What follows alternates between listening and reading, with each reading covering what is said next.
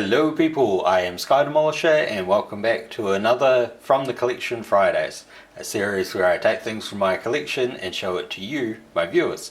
And this week it is my G1 Victory Leo. Now he doesn't have his weapons or anything, so I figured I'd start him out in the lion mode and then, transform him to the robot mode. I won't separate him in half because I don't have a Star Saber. There's no point in splitting him in half. And there's no point really doing the shuttle mode thing because that's basically just a brick and it doesn't make any sense. So, you can see Victory Leo, and I've put a core class figure on top of him because why not? No, actually it's because I had the core class figure there and I figured this thing is actually quite a large figure, and putting the core class figure in there kind of gives you an idea of actually how big this dude is. So actually I'll just leave the core class figure on top. So you see him in his lion mode, fangs down. This was a find on Trade Me. I did not expect to find it. It was up on Trade Me for a couple of weeks, and I think the reality is that most people weren't actually seeing it, because had people actually seen it, yeah, I doubt I would have won it, but I won it. So, because it's a G1 figure, you can probably tell there is not really a hell of a lot of articulation. So the head is not articulated in like a left and right. The jaw is, so you can open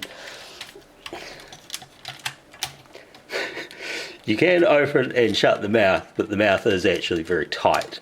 There we go. There's the little fangs on the side there that do articulate a bit. I suppose there is a bit of up and down because of the head hinge. But of course, you get it too far and obviously the head comes off. So you can probably get it to there, it's okay. You normally just keep it on the front there. Each arm has the articulation at the shoulder, and there is articulation at the elbow. Nothing on the feet. On the back legs, it's basically just, 360 styles, both sides. See his wings. The wings are articulated, so you can sort of flatten them out a bit more if you want. You can extend them. You can have them up. I believe in lion mode they're meant to be like that. So, he's fairly large. But yeah, you don't really get a hell of a lot in the way of posability. But, such is life. As for the transformation, I don't know if I'll actually be able to transform this fully on camera. But we'll give it a try. So, you flip up the little flap there. You tie his lion claws back. That gives you access to that. Now, the head, I think, should actually, yeah, see there's little notches here, so the head should go into those notches. I'll just bring it up closer to me so that the thing's there. Make sure that the mouth is shut. You put the horns to the side there. I've just taken it off the thing. Flip up this part so you've got the face revealed. Basically that gives you the head and the arms. Now, the channel that I watched that taught me about this stuff, I'll leave a link down below. It's called Toys R Us. He pointed out that if you get one of these guys, they've got like these little yellow tabs, and you need to push those down and then gently sort of pull the leg back, and then you might have to put a bit more force onto the leg to get it to click in. But you have to make sure that you push in this yellow tab before you start moving stuff. Otherwise you could end up breaking it and then it's not going to work. Now normally I believe the legs are actually meant to just go like that, and then the feet are pulled out from the front. So he should look like that in robot mode. But when I did my photos of it, what I did is I folded these legs down so that, and there is actually a bit of articulation on these back toes, I should have said. There's like up and down movement on them. I put those down like that just because it's sort of an extra piece of stability. So, you know, you've got, oh yeah, so obviously I clicked one of the other parts out, so this top part sort of came off there. Articulation, like I said, shoulders, arms sort of go to there. The hands do not have holes, so you cannot put guns in them. Obviously this guy came with very, very large guns, like 2 cannons that should go on each arm, plus a, like, I think it's called the V cannon, that clicks into these Gatling guns at the side. So I'll zoom in on him. Actually I might have to adjust this just a bit up so you can see what he looks like at the top there. I'm actually, you know, like, I actually really like it. I think it's a very cool figure. Obviously it doesn't have all of its stickers, and when I got it I was slightly worried that it might be a knockoff sort of thing, and I looked around for information as to how you figure out it's real or not, and online I couldn't find anything. But what I did find when I got it is it's in one of like these panels at the back. It's this one here. So if I move his arm up a bit, right here, there is the Takara sign there.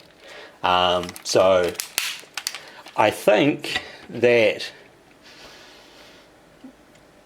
I'm pretty sure of this, those are actually covered up by stickers normally, so you wouldn't be able to find them if you were looking. Height wise, you know, like I said, with the core class, you know, he's a very, very big boy. So I think that's in enough. You can see he has a really nice Transformer face. Obviously there's no like rotation on the head or anything. He is basically, you know, your classic sort of G1 giant brick thing.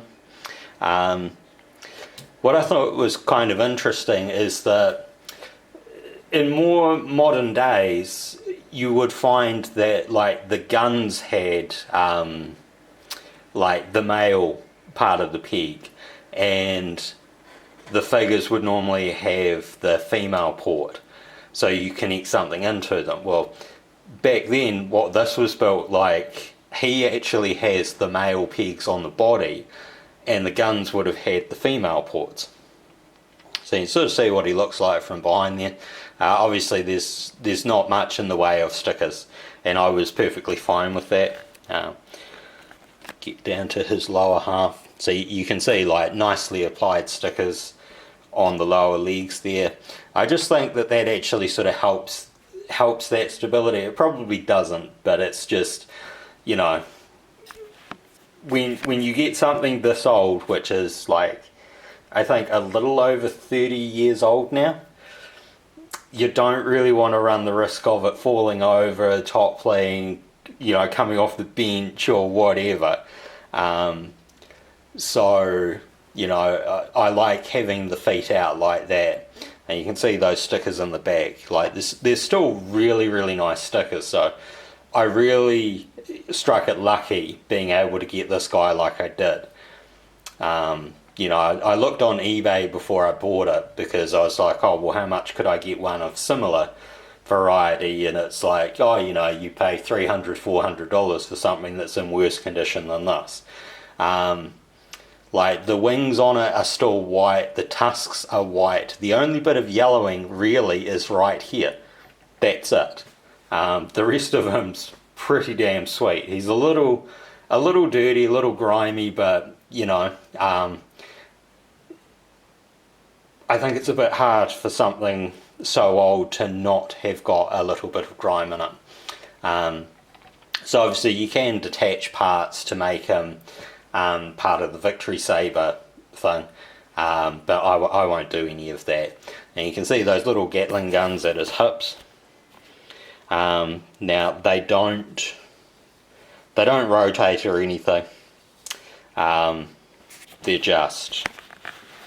They're just there for the aesthetics and stuff. But you know, like all around, this dude is really cool. He's got one hell of a shelf presence, sort of thing. Like everyone that's seen him since I got him, and I only got him like last week, everyone that's seen him has just like stopped and been like, oh man, that's really cool. So you know, I'm very grateful that I was able to get my hands on it. Who knows, maybe in the future I'll be able to get a Star Saber. A couple years ago, what I really wanted was the Robot Hero Star Saber and Victory Leo, and now that's quite expensive in itself. So yeah, who knows if I'll ever get that, but I'm very pleased to be able to have this. I hope that you have enjoyed this, and until next time, take care of yourselves. Bye.